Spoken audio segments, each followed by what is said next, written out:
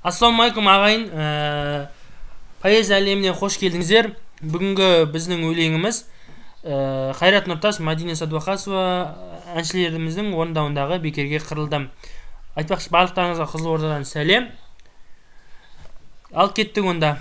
Бекерге қырылдым, сол үшін түңілдім, сыймай жүр барлығы ішіме, бәрін түсіндім, қатемді ұғындым, өкінем ісіме. Оралсаңшы, мені түсінсең, жазғырмашы қатем үшін сен, кінәмді кешір білемін, сені ғана сүйер жүрегім. Бекерге, бәрі бекерге, бәрібірде қимаймын, айналмашы бөтенге, өз-өзіме сыймаймын. Бекерге, бәрі бекерге, сағыныштан еш жимаймын, саған енді жетем деп тәтті сезім сыйлаймын. Бекерге қырылдық, бекерге құбылдық, сонда да түсесің есіме, бәрін кешіріп, бәрінде ұғындық, жасырам несіне. Оралармын сол бір сезіммен, сыр ақтарып мөлдір көзіңнен, кінәңді кештім, сақтамай, сенсіз маған қонар бақ қалай.